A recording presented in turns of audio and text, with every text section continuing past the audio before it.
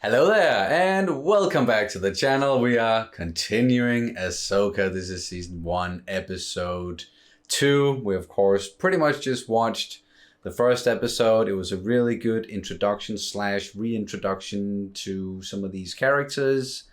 Everything that went down. Ahsoka found the map / the piece of Eden, like the apple it almost looked like from the Assassin's Creed games, as you said.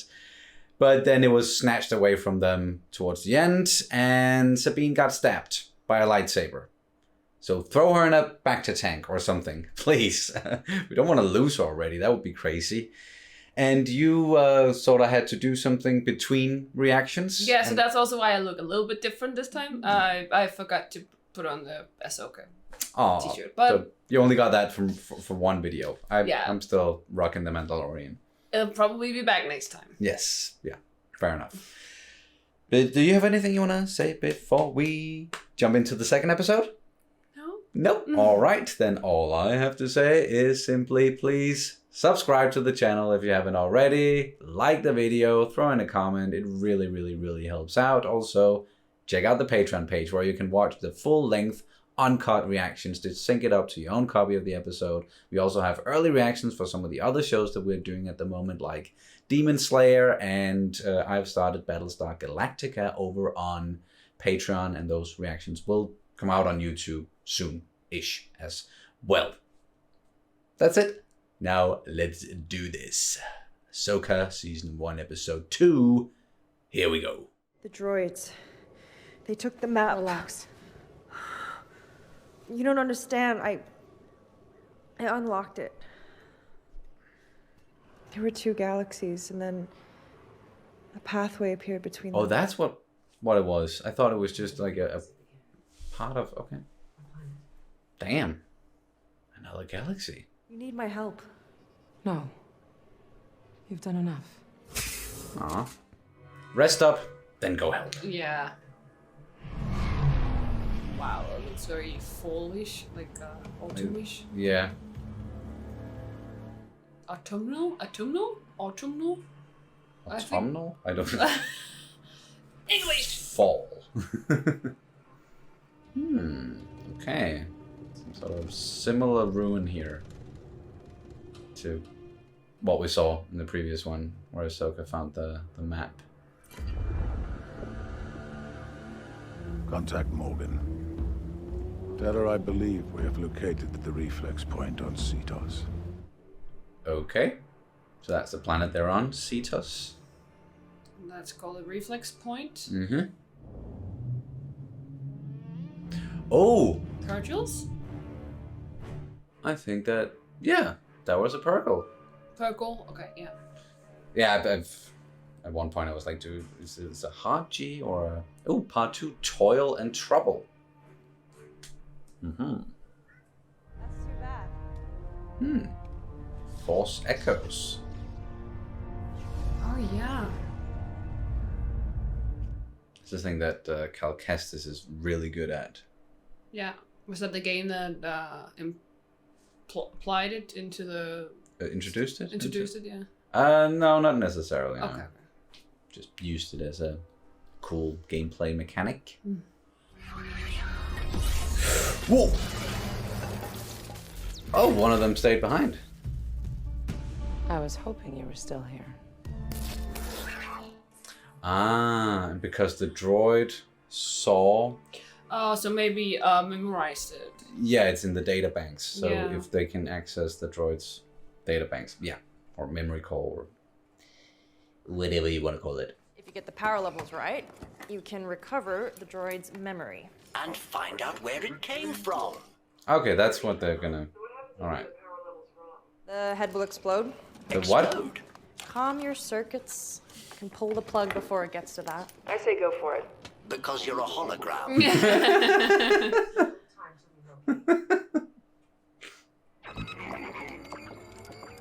It's encrypted. I need a minute. Do you have a minute? It's overheating. Switch it off. Not yet. We're out of time. I'm pulling the plug. Oh, wait! Did you get it? This droid came here from Corellia. Corellia. The New Republic shipyard?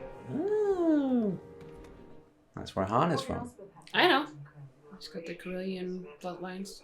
Blood stripes. And, Blood stripes. Yeah. Well, yeah, it's also got a Corellian bloodline then, I guess. That's not wrong. I was one here on my arm. I haven't seen her in years, and the first thing I do goes sideways. You're both difficult. I always thought that made it work. Until it didn't. Still. You need to help each other. You heard her. She doesn't want my help. Yes, she does. Oh, Hera. Always so wise. You would make a great mother. Well. Yeah, that's the point. Where is he? Where is Jason? Does he still have his green hair? Show me what you found. Is she just going full Night Sister now? It looks like it. Can you perform their magic? This place was not built by the Jedi. Whose work is it? An ancient people from a distant galaxy. Hmm. Would you like to see it? Yeah.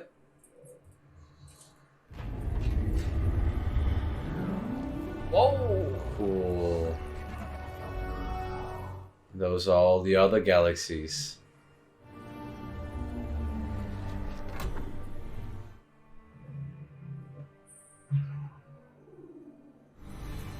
That is our destination. While Grand Admiral Thrawn is banished. Oh. Pathway to Peridia. Peridia. Thrawn calls to me across time and space. Whoa. You speak of dreams. Vague and fractured hopes. Nah, I think she's telling the truth. The threads of fate do not fly. The Eye of Sion is on its way here. Make sure that everything is ready for its arrival. Eye of Sion. Marok will complete his task. And Marek, I'm guessing that's the Inquisitor, who also somehow survived past the fall of the Empire. What happens when we find Thrawn? For some, war. For others, a new beginning. And for us? Power. Such as you've never dreamed. Go to Corellia. Assist Marok with the final transport. Oof. A lot of information there. That's crazy. We've never really gotten that much into like, other galaxies. Hey! The Phantom. We'd appreciate a look at her former facilities and operations. Well, I am quite busy at the moment. Okay. I could make this a more formal inspection if you'd like. That won't be necessary, General. Please, this way. Full on just pulled rank. Yep. I'm a general, mother. Chopper! There you are, you little maniac. You little sassbot. An empire doesn't just become a republic overnight. You will still find ex-imperials at every level of the New Republic government. Yeah. I already sort of saw that in The Mandalorian. I was wondering if you would consider bringing her back on as your apprentice. She's not ready. What makes someone ready? Good question. You just know.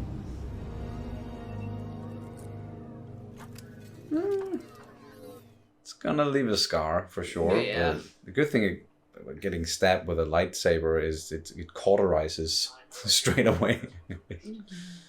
Have you kept up with your training? Obviously not. Well, perhaps it is time to begin again. I can't train if Ahsoka doesn't want to teach me. That is an excuse. Yeah. I love how forward he is. She quit on me. Well, he's a droid, right? And a very old droid at that.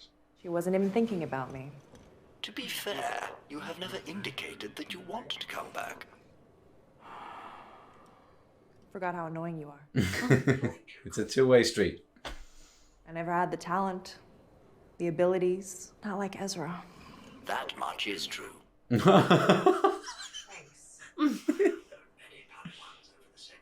And I can safely say your aptitude for the Force would fall short of them all. Damn. I won't waste any more of her time. The only time you are wasting is your own.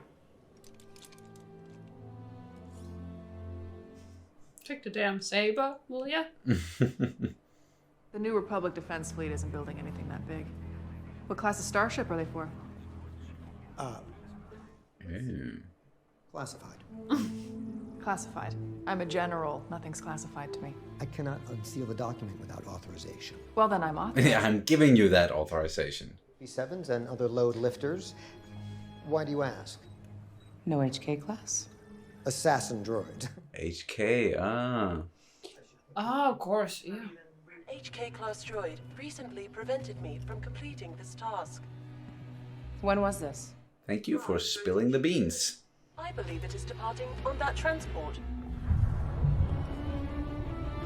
Stop that ship. Nope. I can't do that, General. They've been cleared for departure. Then unclear them. Oh! Okay, yeah, we have some loyalists. Okay. Nice. Oh, hi. Fire up the engines, Chuck!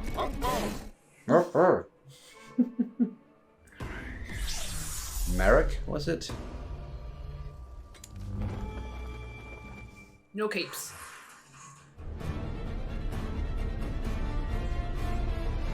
Don't worry, she'll be fine. Yeah, she's got this. We don't know how capable this guy is. No. Also, we don't even really know who it is precisely. Like, is it just a new character? Or like, I'm quite curious. Whenever there's a character behind a mask, and I know some people have been guessing that that actually could be Ezra, but I don't think so. At this point, they're still in Purgle space, right? So, or in that other galaxy, so.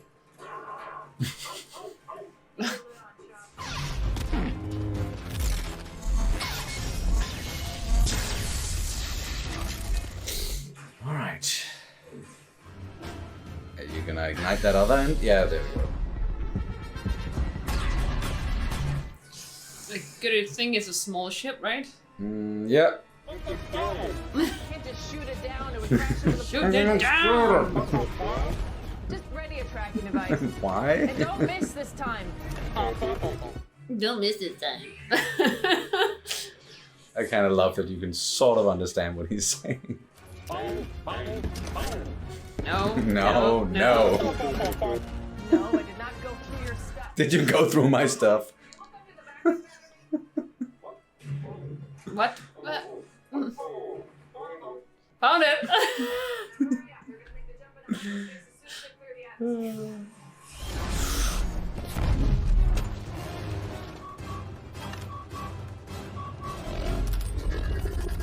Oh, that freaking spinny. It's gonna come back, right? I think so. Whoa. Okay. Just gonna let him have it back. Okay. Whoever it is, he lives to fight another day. Now, Chop! Yeet. Got him. Did he just fix? Yeah, he did. He's perfect.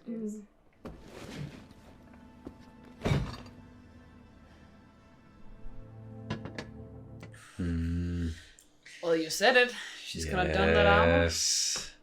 Helmet, helmet, helmet. Helmet, helmet, helmet. There we go. You gonna cut your hair now? Yeah. Yeah?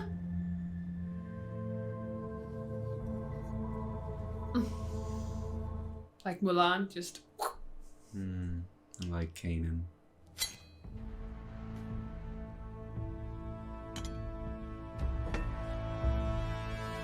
Nice. I was wondering why she would grow out her hair, but. How can they still be loyal to the Empire? It's not loyalty. Fear. It's greed. Or Oh, greed, yeah. Okay. Yeah. Chopper, what's the update on that tracking beacon? We'll keep working on it. I don't know.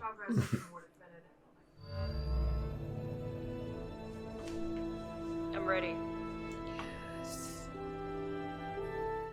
Yeah, you are.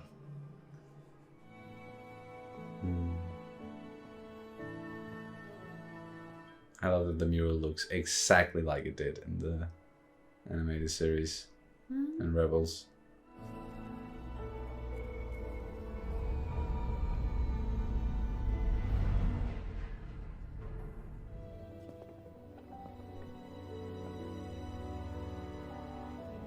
And this is pretty much exactly like the very last scene we saw in Rebels. Nice haircut. It's more me. The transport was traced to the Denab system. It has remained in orbit around the planet Cetos. Gotcha. Take us out. Padawan.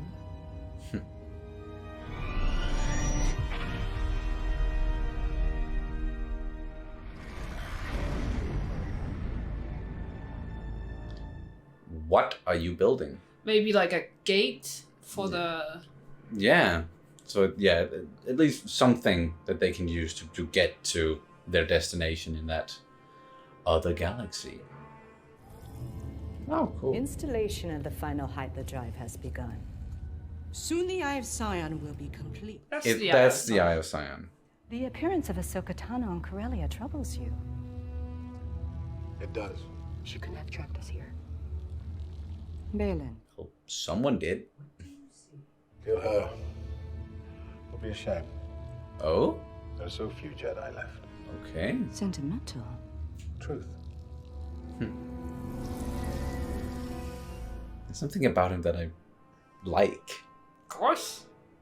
It's the big fuzzy bear. Big fuzzy bear. Oh, it's Ray Stevenson. Directed by Steph Green. All right. Now we definitely have a setup. Yeah. More of a setup. And so much information in this one. Damn. That was episode 2, Toil and Trouble. Another really good episode, I think.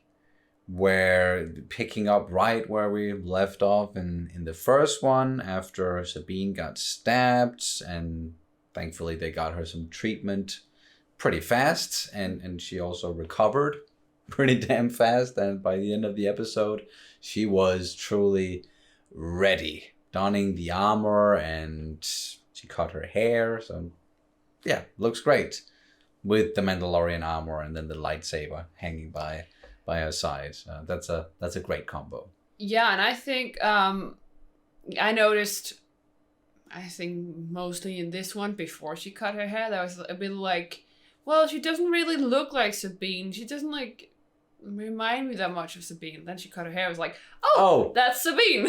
There it is, because she always had short hair in the series. Wonderful in colors. Oh yeah. Always. That's the thing with her, and that they also got into in both these episodes is her connection to the artists within herself, both when it comes to her paintings and just how she expresses herself through color. And yeah, I love that part of her. Yeah, but also in the way that she thinks, mm-hmm. the way that she braces the world, if you can say it like that, the way that she, with the way she thinks, it's more creative, it's more, I think she's very good at understanding like connections, like connecting things in a way that people necessarily don't. Always been good at coming up with creative solutions as well. Yeah. So far, like staying really, really true to that character. And speaking of characters, it actually hit me while watching that I think we have like 4 actors who are reprising their roles from Rebels. Yeah, so like voice actor. Yeah. We have, of course, Grand Admiral Thrawn, Lars Mikkelsen. We haven't seen him yet. And then we had Clancy Brown in the previous one playing Ryder Asadi. Then we have David Tennant, who's back as Huang, and Dave Filoni back as Chopper. And Chopper is perfect. It's absolutely perfect. Because Chopper can be, like, compared to other droids and astromech droids, he's he's way more expressive. He's an asshole. And he's also definitely an asshole. But he's our asshole. and he's more emotive. He's just more, for lack of a better term, animated than some of like his counterparts, like R2-D2. Yeah, but in a way that he's almost less animated. Understand me? In the way that he's way more like a grumpy old man, so he's much more like an actual human and not a lot less droidy, and so that way a lot less animated than. I understand what you meant. It's just yeah. He is kind of like a grumpy old man at this point, and it's also a droid that's been around for a while, but he's still good at what he does, I guess. And I love the whole thing. Like, even in the middle of something so serious, when they were in pursuit of that ship, like there's bickering back and forth, and like, did you go through my shit? Yeah. Like, where's my stuff? Like, no, Chopper, I didn't. Like, come on. And like him at first, like, shoot it down. Like, I can't. It's just, but managed to get that tracker on. Like, I know some people have a gripe with people bickering in the midst of serious moments. I'm absolutely that guy. I'm absolutely that guy who would start bickering in the middle of when things are getting hot. I would start bickering. Yeah. So I relate to that. I know again, someone has like definitely people with pet peeves about it, but well, we are some types of people that would do that. Yeah. Just if things get tense, or if it is some sort of a stressful situation, then did you go through my stuff? the bickering will start. Yeah. But again, perfect representation of, like, a perfect version of Chopper here, like bridging that between. But I also think that he's possibly the easiest one to do. I guess, like, the reason why I bring it up is just because, like, some of the stuff that he did in Rebels, like at one point he's just riding around on his like middle wheel with the others like behind him, and then he's got blasters in both of his little arms and just going like, "Rah!" And like, I don't know if we're gonna see something like that in this series, if they can pull it off in the same way, because there is like a difference in how you can do things, I think, in animation and tone as live well. action, and with the tone. But yeah. And then we got some really interesting information about other galaxies, or specifically another galaxy, and that is where Thrawn is, and then probably also Ezra, I guess. And I really cannot wait till we get to that point, because I'm so curious about what have they been doing, what exactly happened, what's on Thrawn's mind, like what has he perhaps seen in this other galaxy. And like, there's a lot of story with Thrawn, both in, if we go all the way back to the original Thrawn trilogy, which is not canon anymore, but then there's also like these new canon books and stories about Thrawn, where he comes from a very distant part of the galaxy, from the Chiss Empire. Chiss, that's his race, and he was actually the reason why he got into contact with the Empire in the first place was because he needed help for his own people, because they were being attacked and invaded and so on. But then he kept on working for the Emperor, and so there's a lot of history with his character, and some people would argue that, oh, Thrawn is not a bad guy because you can understand his motives, and he's more rational, and he more or less like respects the people who works for him, or the people who work for him respects him, but he still does evil shit. Like, he's a bad guy, he's just more nuanced than a Palpatine or a Vader. That is sometimes what makes a bad guy and what makes a great bad guy. I think and so as well. And even makes them incredibly dangerous, because especially the ones that are righteous. Yeah. Like, it's I can't remember. I feel like I've heard this somewhere before, that the most dangerous people are the righteous ones. Sounds like a quote from something at least. Yeah, like so for me, it makes sense in regards to that. And I'm saying sometimes because sometimes all we need is just like a pure evil kind of guy. Oh yeah. But I also think that it's very nice to see, as you say, like we have different kinds of bad people, like bad guys. We have, as you say, like Palpatine, who's just like pure evil. Yeah, just cackling, pure evil. Power hungry as all fuck. And sorry, I just used here for sorry. No, that's okay. But we have someone who's just like, as I say, basically pure evil. And then we have someone, as you say, more nuanced as Thrawn, and it's just like it for me, both kind of types work. Even just in this series, as just from what we've seen so far, I think it seems like there's a clear difference between someone like Morgan Elsbeth, who's she just oozes evil on the screen for me. Witch, right? And then someone like Balin, who's like there's something else underlying, and where like the whole thing, like the thing he said with, it would be a shame to kill Ahsoka Tano because there are not a lot of Jedi left. There's so few of us left. So he does have, she called it sentimentality, and he's just shot back with it's the truth. But I do think there is some sort of sentimentality there, or there is something like his connection to the Jedi, and that is also something I'm really interested in getting into, is what happened to him after Order 66. How did he fall to the dark side? What does he mean by power? Like you've never imagined. What type of power and what form, and how is it connected to Thrawn, or is it more connected to where Thrawn is? And I just get the feeling that his motives are different, and he's just using Morgan Elsbeth to get to whatever he's trying to get to. Yeah. And then I'm sure, his apprentice Shin Hati is just loyal to him. She seems more one-sided at this point, like not as nuanced, but I'm sure we'll get into some more. I think there are a lot of perhaps like parallels with Maul, at least who Maul started out as.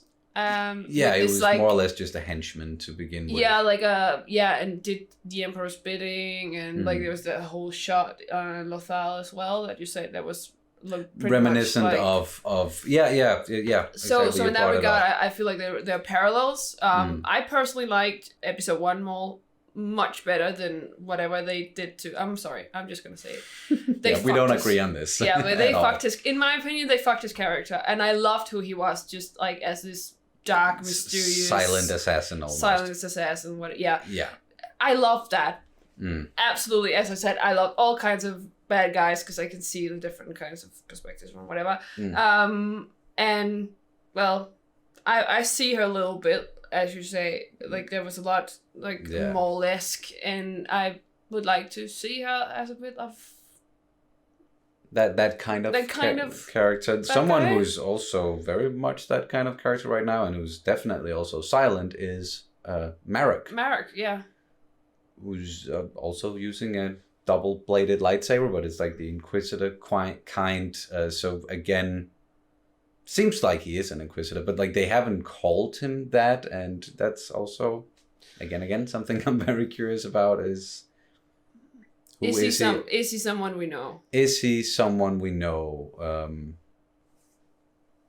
Is it even a he? Because like there's another theory that it is a character called Barriss Offee, who was a Jedi Padawan that Ahsoka was pretty close with in the Clone Wars, but then she fell to the dark side and framed Ahsoka, and that was like the whole reason why Ahsoka left the Order, was how she was treated during that. Treated as a suspect and pretty much thrown out of the Order, and then it was like, oh, you didn't do this, Barriss did, okay, you're welcome back into the Order. And she was like, nah, you fucked it, I'm out of here. So because that would make sense to get that connection again, but it's because if it's Ezra, as you mentioned, that some people... Yeah, that's another theory, but I don't buy into that. No, because it doesn't make sense to me that Ezra would still be here if the last thing we saw was him getting away with... Yeah, how did he get back? Why did he fall to the dark side? Because he was already like flirting with the dark side at one point in Rebels. So like retreading that again, I think would be a waste with his character. So... And just again, it doesn't make sense to me that he would be with Thrawn if that's the last thing we saw. And especially because we know that Dave Filoni is very much like... I feel like all the clues he lays out is picked up on, you know, like there's a very good continuity and like everything is just very like connected with his work at least. Yeah. Speaking of that, we also had Huang being very blunt with Sabine and actually getting into the whole force sensitivity thing, and he just straight up said it, like, of all the Jedi that I have encountered in my many years, you're the one who's like least force sensitive, basically. Basically. Yeah. But he was still encouraging her to do this. Yeah, no, even though that was the case. I'm sorry, perhaps I'm remembering Inquisitors wrong. Inquisitors are not necessarily force sensitive, are they? Oh yeah, they are. Okay. They are usually, like, some of them, a lot of them, fallen Jedi as well. Usually it was Padawans who had fallen to the dark side, so not really Jedi who were that strong in the Force, and the Emperor and Vader deliberately didn't let them get too strong, so they were never able to challenge them. They were never like as strong as a Sith. So they were easy to manipulate and easy to keep down, is what you're saying. Yeah, exactly. Like the only exception being the Grand Inquisitor, who used to be... Oh, sorry. I'll take this one. All right, and we're back. Sorry about that. What I was saying was the Grand Inquisitor being the exception because he was a temple guard and way stronger in the Force than the other Inquisitors, hence him being the Grand Inquisitor. Yeah. But that's kind of how it works with them.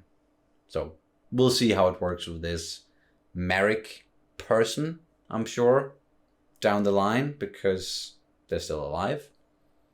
Got away. I was half expecting for it to just be, that's it, Ahsoka just taking care of Merrick right then and there. Yeah, but I always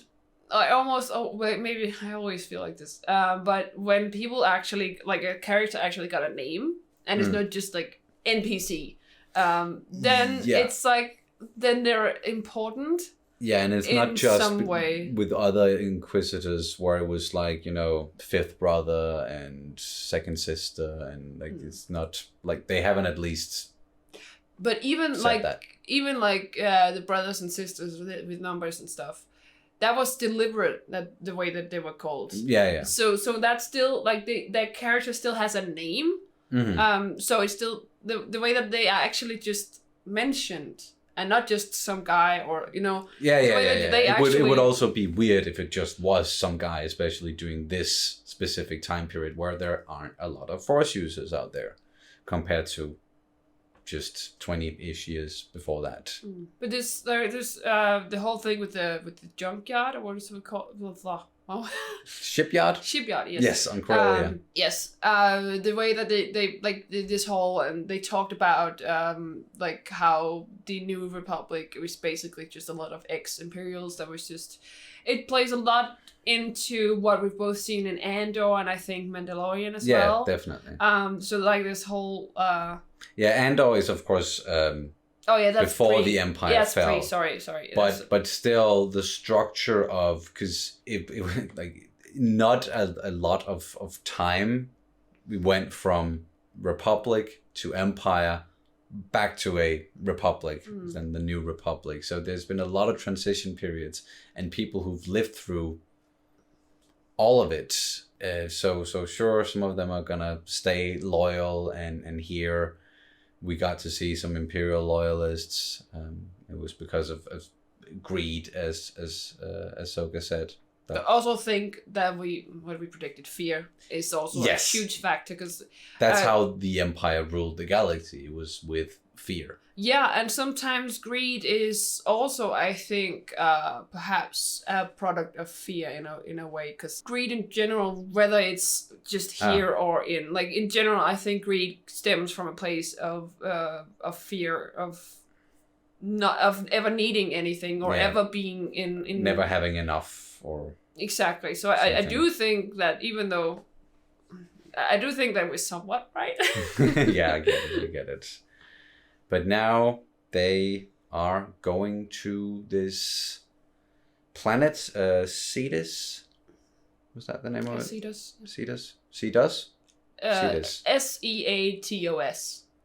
Okay. Cetus. Yes.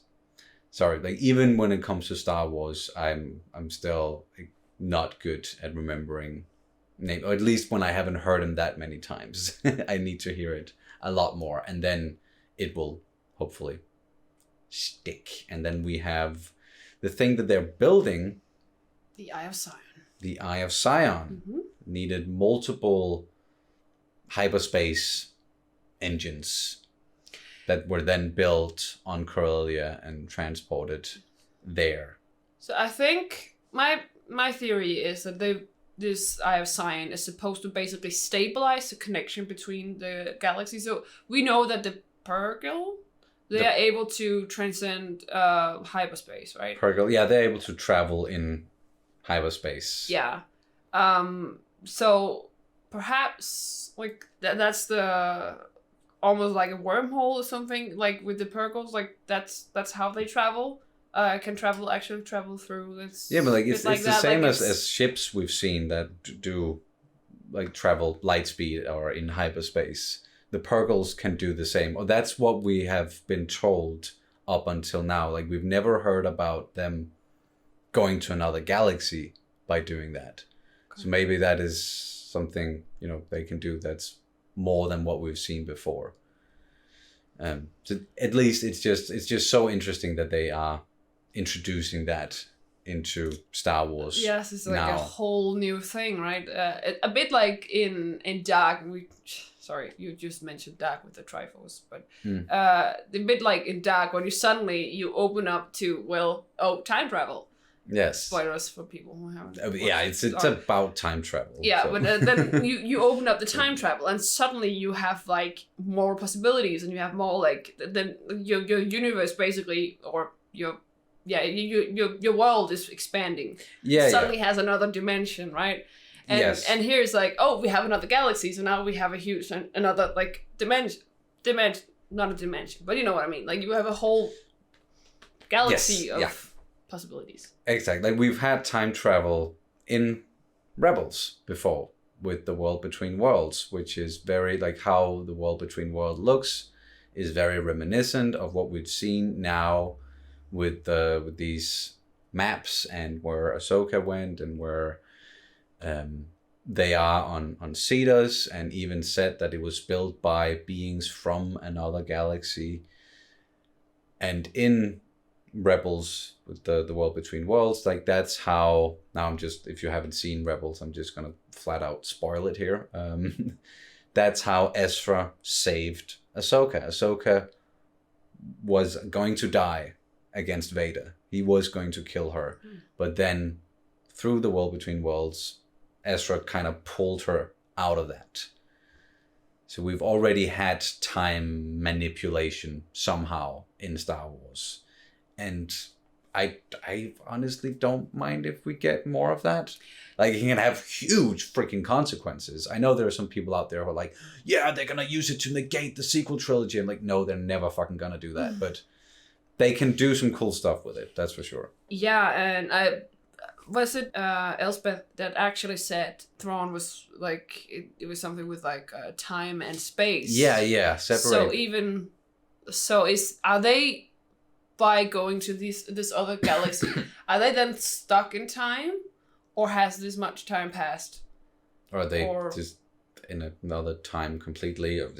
Yes, it's interesting. It's just, and who is the species who built it? Like the only other species that came I haven't read the New Republic. No, wait, not New Republic. The High Republic. Sorry, the High Republic books. But there's like a species that sort of comes out of nowhere called the Nile, who are able to travel by using something other than, or something different than hyperspace and light speed, and they can basically teleport. Sort of, like, they have a different technology. I don't even remember what it's called. Again, I haven't read the books, but I'd really like to. And is it something like that? I don't believe it is the Nile specifically or anything, but it opens the possibilities. It opens the possibilities that they can, other species. Yeah, and they can connect it to that, or it can be something entirely new. But at least I like that, even though there's a lot of familiar stuff here in Ahsoka, they're also going in new directions. Yes. And I think Star Wars could need that, or it sorely needs. It's not sorely, but could benefit from something new as well. If they have to stay alive, I think they should. Yeah. Exactly. So we'll see what it all entails. Like, this was definitely not a short discussion. We've been talking for a while now. And if you've made it all the way here, thank you so much. I promise we're going to wrap it up momentarily, but first we're going to get into Dani's word of the day, unless you have anything you want to say before we do. No, just very quickly, just the whole thing with not Ahsoka, Sabine being ready. I think that was very nice with the Hera and I also have another thing. Sorry, but I just think it was nice and they talked about being ready. The reason why Ahsoka meant like she didn't want to push her into the apprenticeship. Then we just saw that, okay, something happened within Sabine, and she's like, now I'm ready. And then it was like, that's why we had that whole we had that conversation. Yeah, and that was great. The other thing, I've noticed a little bit with the makeup, especially with Hera, because you said with the last episode that Hera's eyes. And I couldn't, like, because there was so much with Hera here that it was like these contact lenses. They're not good. I'm sorry, but it's like one of the things that can really take me out of the immersion is bad contact lenses. I had the same thing with The Witcher. Where it's like it's too distracting. It's too noticeable, and it looks like the person is wearing contact lenses. Yeah, and not like it's their actual eyes. And I know, as you talked about, perhaps that CGI can be very expensive, but it can work really well. We've seen it as well in The Witcher with Yennefer's eyes when they have Yennefer's eyes worked way better than Geralt's for some reason. Yeah, and even Ciri's that was supposed to be green, and they just look like not eyes. Anyway, there's a reason why we're not watching The Witcher anymore. And it's not just that. One of the many reasons. Yeah. With the makeup as well, I thought Hera's makeup looked a bit wonky at times. Whereas, like, I feel like they've really nailed Ahsoka's most of the time. I feel like Hera's, there are times where it looked like it just, honestly, just looked like it was just painted on, like, with like as it was just makeup. Yeah. And I know it's a hard task because you have to paint on a weird color that's not like human colored. Most of the time at least. And so it's very hard to make it look real. But I just think that they really struggled with Hera's in this one. Fair enough. It doesn't take me out of it too much or anything. And just one last thing for me as well then with Ahsoka, I think what they're doing with her and what Rosario is doing with her portrayal of Ahsoka is on purpose, I think, at the moment. Like, why she's so subdued and why she almost seems like not arrogant, but like she's just... We talked about it in the last one, like where she's not as lively and she's kind of missing that spark. Thing? I think it's kind of to show us that Ahsoka has been on her own for so long and hasn't really been trusting anyone, and she's pulled away from that side of herself, and she's gonna get back in contact with that side of herself. Hopefully now With that Sabine. her and Sabine are a master and apprentice again, and but yeah. What I'm saying is just I hope she's gonna get that spark back, or whatever you wanna call it. That's it. Now let's get into Danish word of the day. And I don't think we've ever translated this word before, but it was definitely a big part of this episode and also the previous one. Lightsaber. Again, whenever we talk about Star Wars, we will usually just say lightsaber, but there is a Danish translation, and that is... Lysvær. Yes, so it's a direct translation. Almost. Saber, that would be sable. And that's like a scimitar, I think it's called. Like, you know, like a pirate with the round... Oh. Yeah, so that's the direct, like this, like a certain... Got it. So, the direct translation would be light sword. Yes. But it's called... We also have laser sword. We could also some call it once in a while in Star Wars. But for simplicity's sake, again, let's go with lightsaber in English and lysvær in Danish. And there we have that funny little E again. And a silent D. Hey, we have a lot of those. We have a lot of those, especially if in my native dialect, we have a lot of unpronounced Ds. Yes. There we go. Yes. Danish words of the day, and that'll do it for this reaction and review of Ahsoka Season 1, Episode 2. Thank you guys so much for watching. May the Force be with you. Bye.